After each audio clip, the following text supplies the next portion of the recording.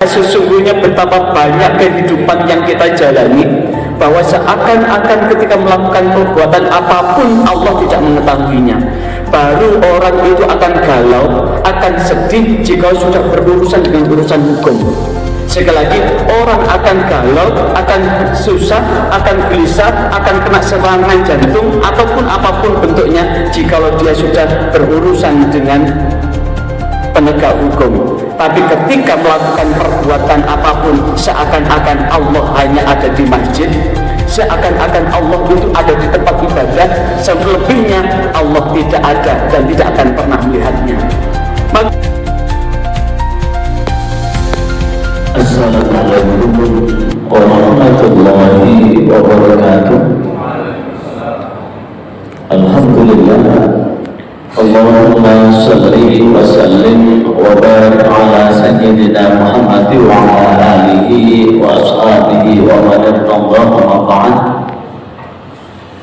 Hadratul muhtaramin wa muhtaramat, para kiai, para ustaz, hadirin hadirat yang berbahagia.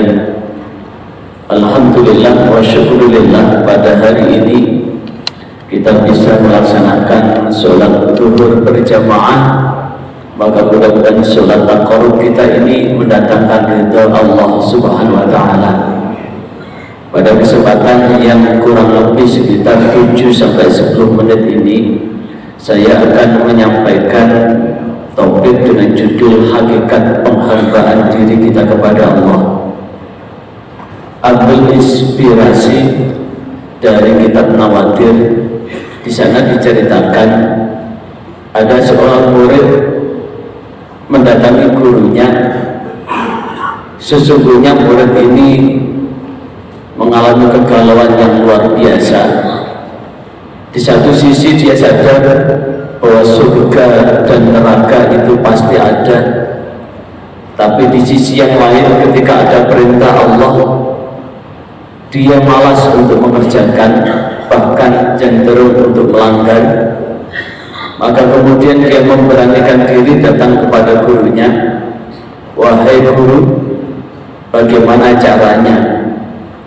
Saya tidak melaksanakan perintah Allah, hidup saya penuh dengan kemaksiatan, namun saya tidak akan dilemparkan atau dimasukkan ke dalam neraka. Kebetulan gurunya adalah guru hikmah yang kemudian berusaha untuk menjawab secara bijaksana. Di satu sisi tidak ingin mematahkan hatinya, tapi di sisi yang lain memberikan kesadaran yang mendasar. Maka sang guru menjawab, boleh kamu maksiat, boleh kamu berbuat sesukamu, tidak usah melaksanakan perintah Allah, kamu tidak akan masuk ke neraka asal kamu mampu melewati 5 hal. Jika kamu mampu memenuhi syarat atau 5 syarat itu atau salah satunya, maka niscaya kamu tidak akan masuk neraka. Maka dengan semangatnya si murid ini bertanya apa 5 syarat itu, maka sang guru pun menjawab, boleh kamu maksiat, boleh kamu melanggar perintah Allah, dengan satu catatan, ketika kamu berbuat maksiat Allah tidak mengetahui perbuatanmu, malaikat atid tidak mencatat keburukanmu. Maka jika tidak ada satu catatan sedikit pun tentang keburukan dan kemaksiatanmu, maka tentu ketika kamu menghadapi perhitungan, maka yang terlihat hanya kebaikan kamu. Maka dengan jawaban itu dia merenung sejenak, dia menggelengkan kepala. Sungguh aku tidak akan mampu melakukan perbuatan apapun yang tidak diketahui oleh Allah.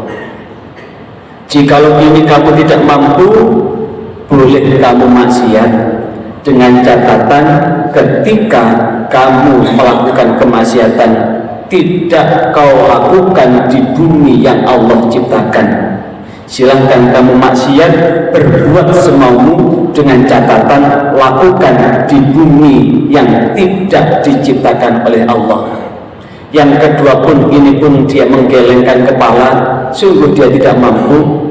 Jikalau ini kamu tidak mampu, kamu boleh maksiat dengan catatan silahkan kamu makan makanan, minum minuman yang tidak diciptakan oleh Allah. Ini pun dia menggelengkan kepala. Maka kemudian jikalau ini kamu tidak mampu, hidup yang kita jalani ini pasti ada akhirnya.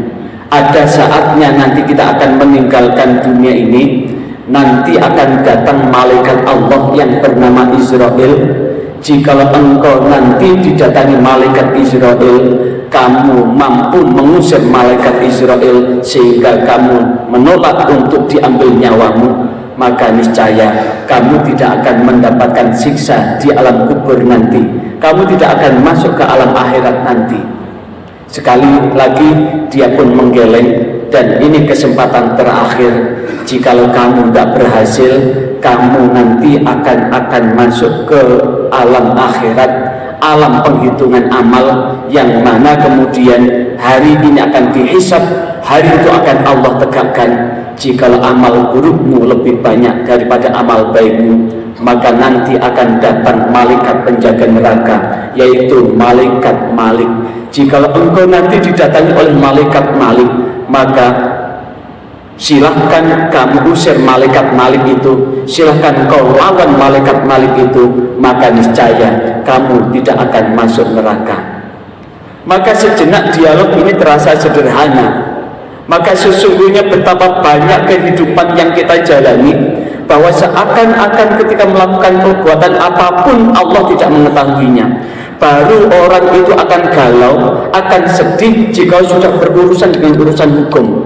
Sekali lagi, orang akan galau, akan susah, akan gelisah, akan kena serangan jantung ataupun apapun bentuknya jikalau dia sudah berurusan dengan penegak hukum. Tapi ketika melakukan perbuatan apapun, seakan-akan Allah hanya ada di masjid, seakan-akan Allah itu ada di tempat ibadah, selebihnya Allah tidak ada dan tidak akan pernah melihatnya. Maka sesungguhnya inilah makna yang dapat kita ambil. Allah menegaskan, wa ma khalaqtul jinna wal insa illa liya'budun. Sekali-kali aku tidak akan menciptakan jin dan manusia kecuali jin dan manusia itu menghambakan, mengabdikan dirinya kepadaku. Seakan khitab ini ketika kita menyembah Allah, ketika kita menurut perintah Allah dan meninggalkan larangan Allah, seakan-akan Allah yang akan mengambil manfaat, padahal tidak. Karena Allah akan menjawab di ayat 57, ma uridu minhum min rizqin wa ma uridu ayyutaimun. Sekali-kali aku tidak akan meminta hambaku rizki, dan aku tidak akan meminta hambaku memberiku makan. Artinya Allah sudah memberikan segalanya. Allah tidak butuh apapun yang kita berikan kepada Allah. Inilah maknanya bahwa segala macam penghambaan kita kepada Allah pada hakikatnya akan kembali pada kita. Karena Allah menjawab di ayat 58, innallaha war-razzaqu dzul quwwatil matin. Sesungguhnya dialah Allah yang memberikan rizki dan memiliki kekuatan yang sangat kokoh. Hadirin yang berbahagia, ini sudah masuk tanggal 21 Sya'ban. Kurang lebih 10 hari lagi kita akan masuk bulan Ramadan, di mana bulan Ramadan ini adalah sebetulnya bulan yang memang mengasah pikiran kita, bulan yang memang merasa bahwa kita ini diawasi oleh Allah. Betapa tidak, kalau kita betul-betul merasa diawasi oleh Allah, walaupun kita punya uang banyak dan uangnya halal yang kita gunakan untuk memberi barang yang halal dengan cara yang halal, jika kemudian belum saatnya azan maghrib, kita sudah merasakan bahwa kita inilah yang kemudian masih merasa bahwa kita diawasi oleh Allah. Walaupun kurang 1 menit pun sebelum azan mengumandang, kita tidak akan makan makanan itu, walaupun makan makanan itu halal, minum minuman itu halal. Ini menunjukkan bahwa ini menandakan bahwa kita masih punya Allah, masih merasa bahwa hidup kita diawasi oleh Allah. Dan inilah yang kemudian yang disebutkan oleh Rasulullah Lissaim farhatan, bagi orang yang berpuasa itu akan mendapatkan dua kebahagiaan. Kebahagiaan yang pertama adalah idza iftar, ketika kita berbuka, dan yang kedua fariha, bergembira ketika kita bertemu Allah. Ketika kita berpuasa dengan sungguh-sungguh, maka sungguh kita, hati kita, spiritual kita akan merasa diawasi dan bertemu Allah. Kebahagiaan inilah yang kemudian yang akan senantiasa akan terpatrikan di dalam diri kita dari Allah Subhanahu wa taala, dan ini akan mengasah nafsu kita yang sesungguhnya nafsu itu akan mengajak kepada keburukan. Maka dengan puasa nanti mudah-mudahan kita senantiasa diberi ketabahan, diberi kekuatan iman, kekuatan ihsan, kekuatan ibadah kita, sehingga ketika sang malaikat maut mengambil nanti, mudah-mudahan kita semua diberikan kesempatan nikmat husnul khotimah dengan akhir yang baik, dan dijamin keselamatan hidup dan kehidupan kita baik di dunia maupun di akhirat. Kiranya ini yang dapat saya sampaikan, dan mari kita berdoa kepada Allah Subhanahu wa taala, mudah-mudahan diri kita, istri kita, anak turun kita senantiasa dipimpin di jalan yang Allah ridhoi, hingga Allah berkenan menyelamatkan diri kita, istri kita, dan anak turun kita selamat di dunia maupun di akhirat. A'udzubillahi minasyaitonir rajim. Bismillahirrahmanirrahim. Alhamdulillahirabbil alamin.